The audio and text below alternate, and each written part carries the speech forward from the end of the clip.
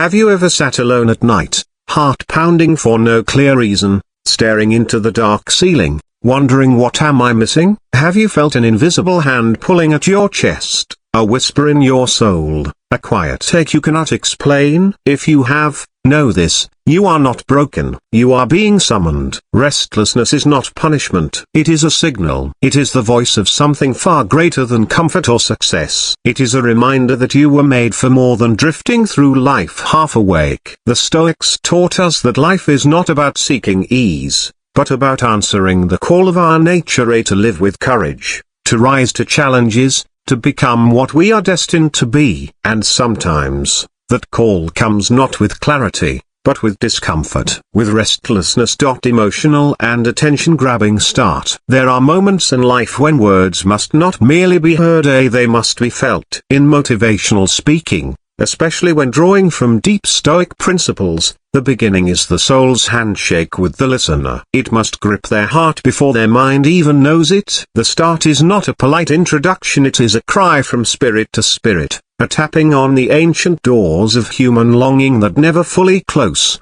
Imagine a room full of people, their hearts heavy with burdens they do not voice, their eyes tired from seeing too little hope. They do not come seeking new information. They come seeking recognition. They come to know they are not alone. If a speaker begins with cleverness or surface-level enthusiasm, they risk touching only the skin of the audience. But if they dare to start at the level of pain, wonder, and longing, they touch marrow, they touch soul. The first words must be like an unseen hand that reaches across the void and silently says, I know what you're feeling. I have walked your roads. I have bled your invisible wounds. When I wrote the opening of this speech, have you ever sat alone at night, heart pounding for no clear reason, staring into the dark ceiling, wondering what am I missing?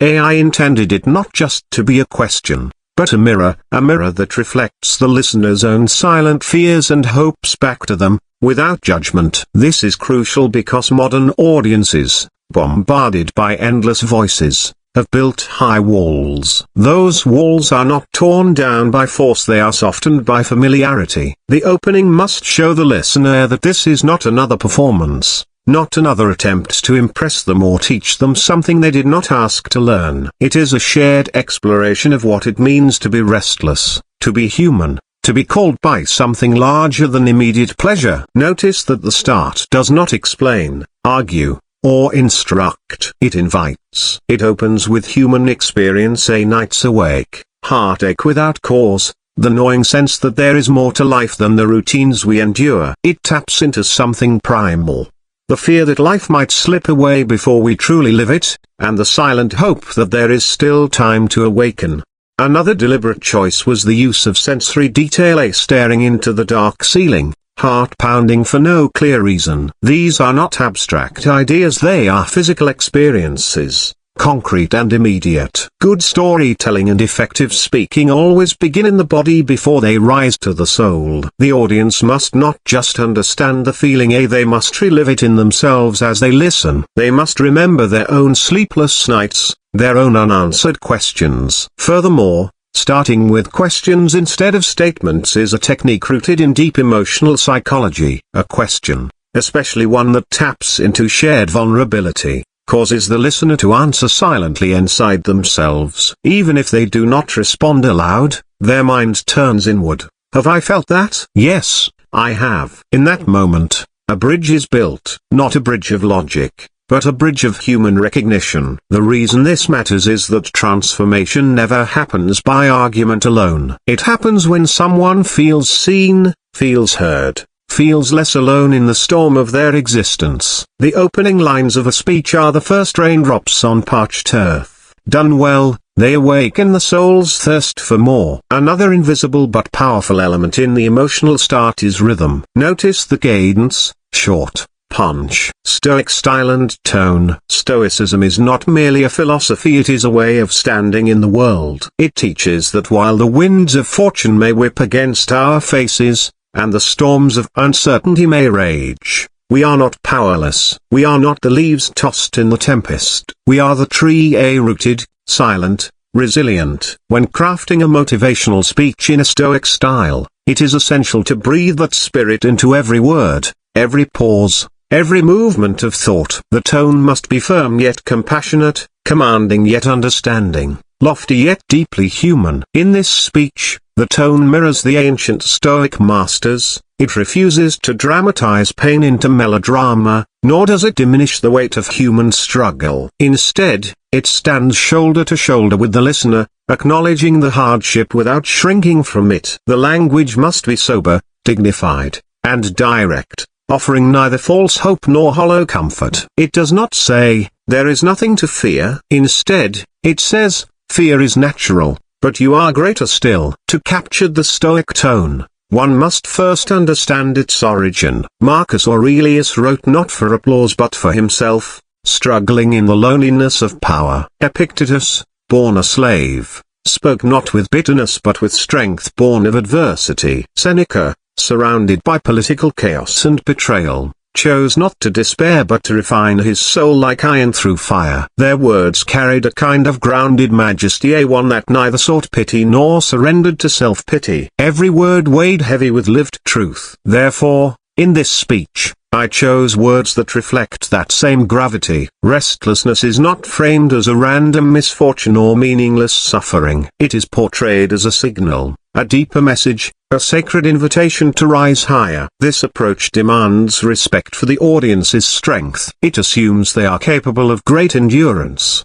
that they already possess the seeds of wisdom within them. A Stoic tone never speaks down to its audience, it speaks across to them, as equals in the shared journey of being human. Even the structure of sentences in Stoic style matters. Clarity reigns. No unnecessary embellishments, no tangled intellectualism. The greatest truths are often the simplest. Restlessness is not punishment. It is a signal. Such sentences do not seek to impress, they powerful story for connection. Stories are not ornaments to a speech, they are the lifeblood. They are not mere decorations to ideas, they are the vessels that carry emotion from one heart to another across the unseen bridges of shared humanity. In a Stoic-style motivational speech, the story chosen must be more than entertaining, it must embody the very principle the speech seeks to ignite within the listener. It must act as both mirror and map, showing the listener something they recognize within themselves while guiding them towards something higher. In this speech, the story of the young sculptor was carefully crafted and chosen to serve this very purpose. It is simple in form yet profound in message. A young artist, struggling, failing, misunderstood, burdened by invisible fire. This is a situation as old as humanity itself. Whether the listener is an artist, a teacher, an entrepreneur, or simply someone seeking a more authentic life, they can find a piece of themselves in this sculptor's restless search for meaning. The sculptor's initial struggle is important because it mirrors the restlessness the speech addresses. His tools break, his work is mocked, and his dreams falter under the weight of expectation. This is not just about professional failure, it is about existential dislocation, and the feeling that one's deepest efforts produce not success but rejection, not fulfillment but emptiness. The story taps into the primal human fear of being fundamentally unseen, of pouring one's soul into something only to watch it crumble.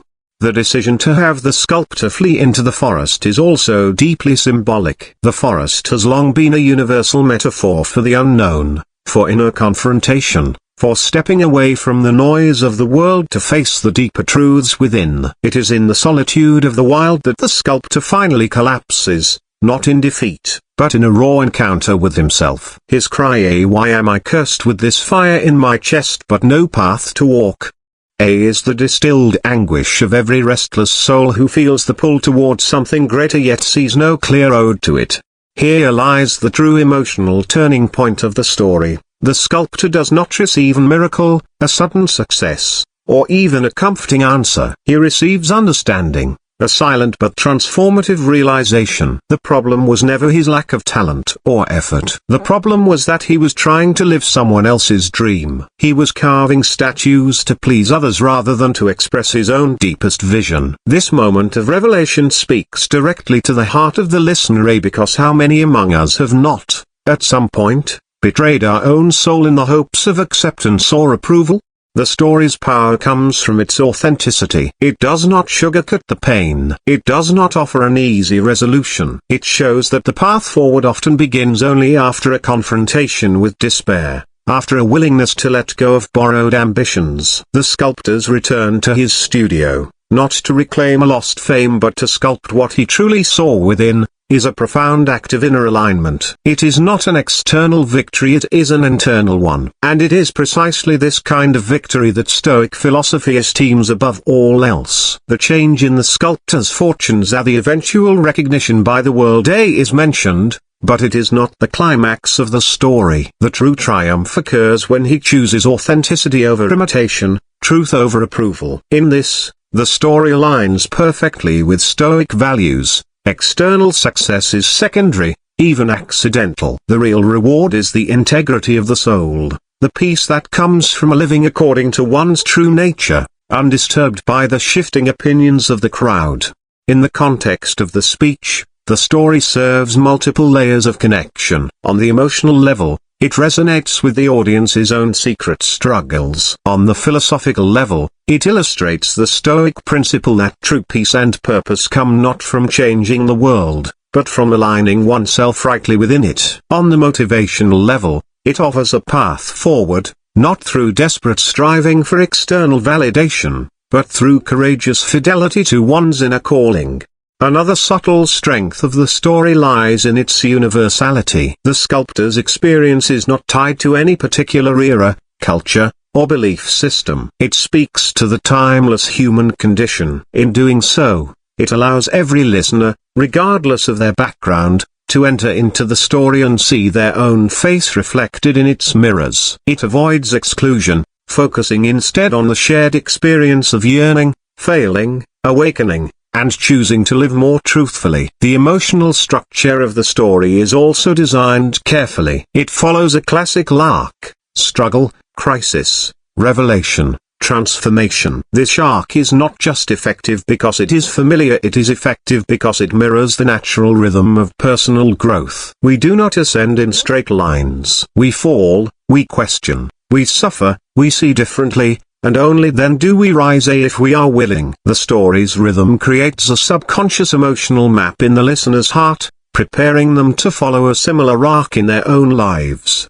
In telling the story, the language must also match the tone of Stoicism. It must avoid melodrama or sentimentalism. The sculptor's pain is described plainly but powerfully. His transformation is not exaggerated into a fairy tale. This restraint in storytelling honors the intelligence and experience of the audience. It trusts them to feel the weight of the story without needing to be dragged by the hand through every emotion. It invites them to enter the story, to live it inwardly, rather than passively consuming it. Furthermore, the story implicitly teaches another Stoic lesson, that adversity itself is the forge of greatness. The broken tools, the ridicule, the hunger, these were not random misfortunes but necessary elements of the sculptor's awakening. In the same way, the listener's own restlessness, their own setbacks, are reframed not as punishments but as vital steps toward their deeper becoming. The story plants the seed of a radical new vision of suffering, not as enemy,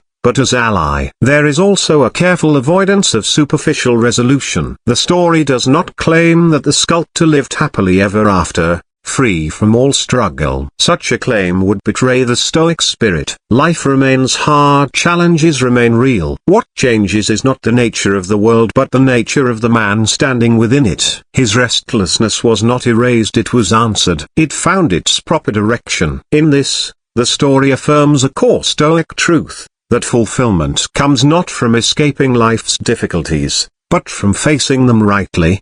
The sculptor's story ultimately functions as an emotional proof. Where logic might convince the mind, story moves the heart. Where maxims might teach, story transforms. It allows the listener to imagine themselves not just hearing a truth, but living it. They do not merely think, I understand what he is saying, they feel, this could be my story too. And in that shift, the real work of the speech begins. In selecting this kind of story, a speaker also honors another Stoic principle, humility. The story is not about the speaker's own greatness, nor does it set the speaker above the audience. It offers an example drawn from the realm of every man, a nameless young sculptor, not a famous hero or historical figure. In doing so, it invites the listener to see that greatness is not reserved for the few, but available to all who dare to live authentically. By rooting the message in a story of private struggle and private victory, the speech reminds the audience that they do not need permission from the world to answer their own restlessness. They do not need approval, applause, or external affirmation. The sculptor needed only to trust the silent truth within him. So too does each listener possess already the compass they seek. The story exists not to give them something new, but to help them rediscover what was already waiting inside. In this way, the story serves not just as illustration, but as invocation. It calls forth from the audience their own courage, their own clarity, their own hidden greatness. It offers no command, no demand. It simply stands as a living testimony, that the fire in their chest is not a curse, but a calling, and that to answer it is to step into the life they were always meant to live. Would you also like me to create a slightly shorter and even more emotionally intense story variation for quick content pieces like a social media post or a short video script? It can be really powerful if you're planning to share across different platforms. You see, the weight in your chest, the longing that keeps you awake, is not here to destroy you. It is here to awaken you. It is here to demand more of you, and not more achievements, not more applause, but more truth. More soul, more you. A Stoic does not run from restlessness. A Stoic listens to it, endures it, honors it. For it is in the furnace of discomfort that the purest metals are forged. When you feel restless, pause. Do not numb it. Do not fear it. Instead, whisper to yourself, "This could be my awakening." Restlessness is a map drawn by invisible hands. Follow it. It is leading you to a life you have not yet dared to dream. You were not made for comfort. You were made for greatness.